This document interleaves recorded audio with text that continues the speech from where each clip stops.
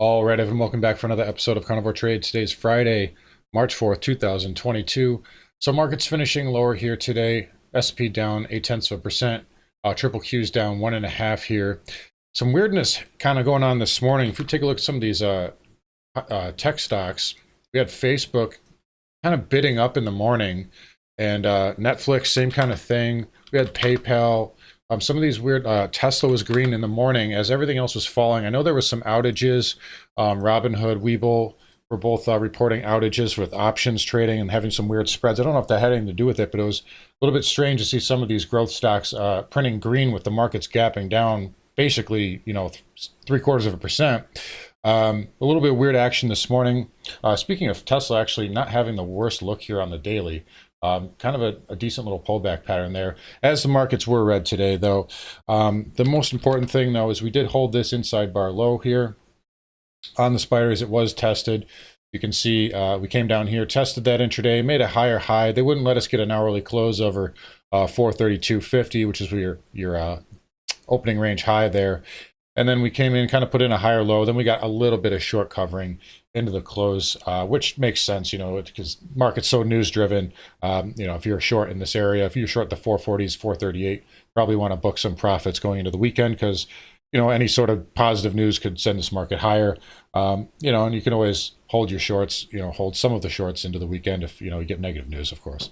Anyways, that 430 level there on the spiders was tested. If we take a look here on the spider, so we opened right in that area here, but on this option chain, you can see there was a pretty good spread, or a straddle rather, right at that 430 area. And notice how they pushed us right above 430. All those calls, 333,000 of them, in fact, expiring worthless, and 156,000 right in that area expiring worthless on the put side there. So, and then there's the 237,000 on the 432 call side. So makes sense they closed us right in between that range there. But in any case, market's red here, holding that inside bar low though on the daily time frame. VXX, interestingly enough, basically tested last week's high. So basically when we had that big gap down after the invasion, we basically tested that double top today. So that tells me there's still a lot of hedging, a lot of puts being held into the weekend. So there's a possibility that maybe we gap down a little bit Monday. If we get any news, we still have this inside bar here. We're going off a closing basis. So, we could gap down a little bit. There is some support around 426. So maybe that gets tested a little bit. But, if we close, as long as we close above this inside bar low, we're still in technically a pullback pattern here. I mean, so we have the move up, and this is all just sideways chop. We had 5 days. We basically went nowhere from Friday's close. I mean, yes, we are red on the week here, but more or less we're just inside of that range there. Little doji candle there on the weekly, and the market's holding up for now. We'll continue to remain cautious. I said that yesterday. I stressed that. Did not like that 20 moving average rejection, but again, we're still holding these levels, and we'll kind of leave it at that. Really kind of neutral right now going into the weekend, but overall, market's hanging in there. Anyways, let's flip over. Let's talk about some sectors here. So semiconductors down 2.69% today, despite the good earnings from Broadcom and good performance today from Broadcom, getting above this weekly red bar high. I actually like Broadcom right here. So we closed above that red bar high. Always like to see that when that happens. And on the daily time frame, got a nice little move up here and kind of a sideways pattern. Nothing really wrong with that. This is actually a pretty good setup here for Broadcom. Also, Marvell reported they beat estimates as well, but rolled over just like everything else, so they were unable to hold their gains, and that did contribute to the semis pulling back a little bit here. Still holding this low here and did not test the low from the 28th, but still inside of this red candle, but not a great showing there. IGV, same kind of deal. We talked about this. He was going to have to pull back off that area. Again, did not get anywhere close to these levels. It does have some chart support around 322, 323 right now. So we'll see if that gets tested on Monday. But for right now, it's hanging in there. Dow Transports, again, the bright spot today, just flat. So flat again today. A lot of volume there on the transports, though. But hanging in there, still held its 200-day moving average. We talked about the jets. This one getting pounded with energy prices basically skyrocketing pretty much across the board. So we lost that green bar low. This may head to gap fill. So jets really in a weak position. You have a head and shoulder pattern here that triggered, believe it or not, which you did kind of close above the neckline, so I suppose it's not really valid anymore. But in any case, lots of consolidation here. And you could make a case this was all just bear chop, losing that green bar low and now getting possibly down to that gap fill. I don't know if I would even buy it there, though, because we've consolidated so much up here at the top. So the Jets are really in trouble right now, in my opinion. The one thing that saved the transports today is the rails. CSX up 6%. Norfolk Southern up 4.5%. UNP, Union Pacific, up 3.5%. So this one at 52-week highs. So rail's really getting a bid here. There was a lot of movement in the options market on these rail stocks. There was also talk about Biden's infrastructure bill. So that may be helping out the rails there as well. But rail's really bidding up. Nice consolidation pattern there, by the way, on UNP. Look at that nice weekly consolidation and then a pop there. So nice look there for the rails, and they're really helping out the transports right now. Anyways, let's flip over to the yields. So I talked about yields weren't ready to pop just yet. They came back in pretty sharply. 10-year down 6.5%. Weekly time frame's not really that bad though. Again, we talked about this. I said this isn't a bad pullback pattern. Probably needs to do some more backing and filling. Maybe wants to get to that 1.6 area, but ultimately nothing too wrong with it. Just a little overbought in the meantime. If we look at the 30-year, kind of just struggled a little bit with that 200 moving average, so not surprising to see a little backing and filling. Did hold the 50-week moving average. We'll see if we get a little bit more chop here. In the meantime, I still think yields have another pop in them, but again, probably need to do a little bit more consolidation first. Home builders hung in there, pullback pattern off the 20 moving average, held this green bar low, so it's hanging in there for now. Ultimately, I think this is going to be a weak sector moving forward when rates do move up again. Obviously, rates hurting the real estate market.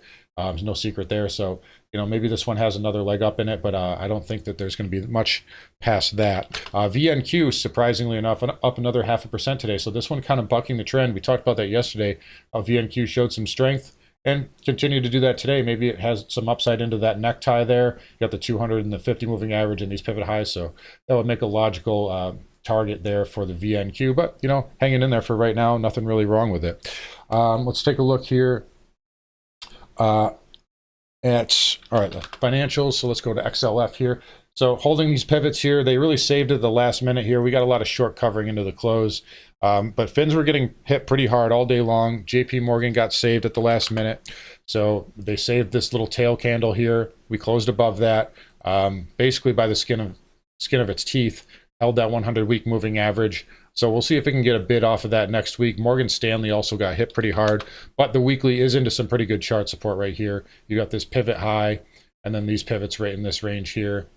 So I think Morgan Stanley is into some support, but that was, losing these pivots down here after a failed breakout is never a really good look. So Morgan Stanley showing some weakness, though. I do think it can get a bit of a bid here in the coming weeks off of that level. So XLE, absolutely bonkers today. Totally bonkers.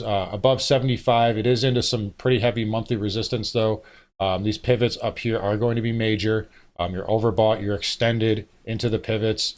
Let's take a look at Chevron here. Getting all the way up to almost 160 there. Look at that power bid here on Chevron. And again, a lot of these things are getting long in the tooth. Look at this weekly chart here on Chevron. Take a look at Occidental Petroleum. Up 17.5%. Nothing major, just 17.5% today. Ridiculous bids here.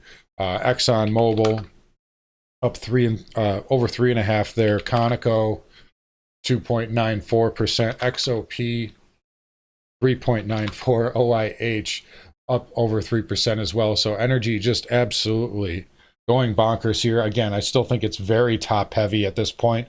You know what I'm saying? If you were, the time to buy these things isn't now. This is, to me, this is panic bidding, Momo trading, gamma squeezing, whatever.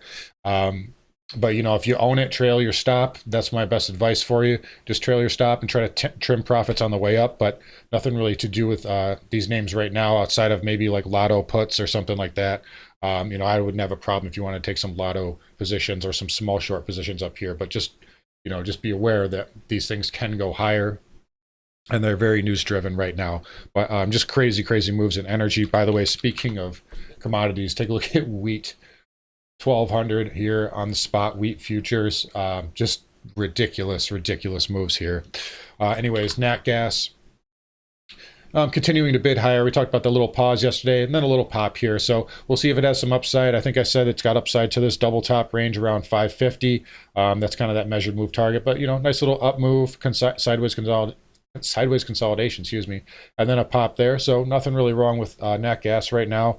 And it's hanging in there. Dollar index. How many months ago did I say this was going higher? I said 99, it's going to go up into that range, and a lot of people said I was crazy, but here it goes. 98, 91 was our high of the day and closed at the highs of the week, getting above this tail candle high. Now, it is getting a little long in the tooth here, but, there is a flight to safety. There's fear in the market right now, and the ruble's getting absolutely pounded. The euro's getting pounded, and so that's going to, raise the dollar index. So dollar index getting a huge bid here. And it is a safety trade. It is a fear trade at the moment. Gold, another fear trade. Did not get above this tail high, but just continuing to hold up really well. Look at the weekly here. Again, stayed inside that tail candle high. It's ironic, isn't it, how they managed to close. They managed to close us below that red bar high on the 28th. Last day of February. We talked about that. And then of course they let it bid right up afterward. So they held that inside bar high there on the monthly, and then it got bid right up afterwards. But gold still hanging in there. GDX having a big day there, up almost 4%. Let's take a look at the XAU. We don't really follow this one that much, but up 3.24%. This one probably gets up to that 157.50 area, but there is some resistance up in that area, but nice move there. SIL, a little bit weaker, but the SILJ actually had a nice day there, getting above those pivots, up 2.5%. Silver also getting above this tail candle high on a weekly close. So precious metals continuing to be strong here. You got above this red bar high on a weekly close. That's a very good sign there for silver. Your next area is going to be 2609. So that's going to be your next red bar high. You also have this breakdown area. So it is into some resistance here, but silver showing strength and the precious metals are showing strength. And until we get some type of certainty or resolution, that's probably going to remain the case here moving forward. Platinum could not get above the tail high, but a nice bid nonetheless. Nice strong close there. And again, we talked about that nice consolidation pattern, and that's playing out nicely for platinum. It's holding up really well. Palladium, rock star stuff here, getting above the tail high. So I said, hey, maybe I hate that ugly tail here on the weekly.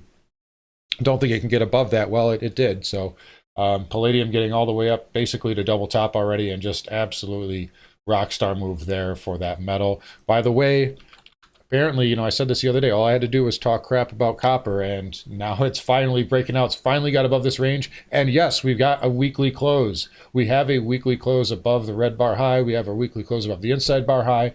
We have a weekly close above 451 and 463. So copper getting above all these pivots here. All-time high there for copper. Let's look at the monthly.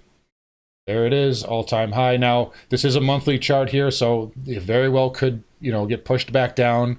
But, the 20 moving average did catch up to price, so we'll see what happens. It could pull an IWM here, where you have that consolidation, 20 moving average catches up to price, and then a fakey breakout. But for now, copper finally moving there. Just monster moves here. We talked about wheat earlier. Just, crazy moves in the market here.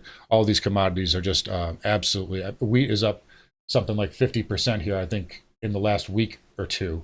So 800 here on the 18th, and we're up at 1200 right now. So that's a 50% move in about 2 weeks there. Just crazy, crazy moves in this market here. All right, let's flip over. We'll talk about crypto really quick. So Bitcoin coming back in today, just like everything else. But again, we talked about this area here around 39,000. That little, this is kind of where you were bear flagging a little bit, and then you kind of pushed higher, broke out of that. So that is getting back tested right now. We'll see what it does over the weekend. Again, crypto's been a little bit bucking the trend a little more so than the equity markets. It's held up better. Ether now testing this green bar low. So we'll see if these levels hold going into the weekend. We'll see if they get a bounce off of that. And, we'll see if we get some news. Again, we talked about this potential kind of W, and then maybe we get a V pattern here on Bitcoin. So that would be a good look there for crypto if that were to play out. But overall, just crazy moves in the market. Take a look at gas prices. RB, just absolutely insane. What else can you say about this? Energy is absolutely a runaway train right now. The only thing I think can bring it back is that there's you know, it's almost kind of euphoric. The trade's really crowded. And, you know, at some point it's going to top out and it's going to be down 10% in a day, especially if we get some type of a resolution or some type of, it doesn't even have to be a resolution, but it has to be certainty. Right now, the market is freaking out because there's no certainty. And that's really the bottom line. But energy prices continuing to soar here. And, you know, that's not good for the consumer. And it's, you know, if the Fed is going to continue raising rates and energy prices are moving up, you know, we're looking at recession here. So, that's kind of the risk that's going on right now. And obviously these markets are crazy, but we'll just continue to try to navigate them best we can here. Anyways, most importantly, we're holding that inside bar low here on the S&P. And considering the volatility in the market right now and the volatility in commodity prices, to see the S&P down, you know, to see the S&P where it is actually pretty remarkable. You'd think that it would be down a lot more, but it is holding up, and we'll just leave it at that. Take it one day at a time. Anyways, guys, come find me on carnivoretrades.com. Take care. Have a great rest of your weekend. Get some rest. Been a crazy market this week, and we'll rest up and get ready for next week. All right, guys, take care.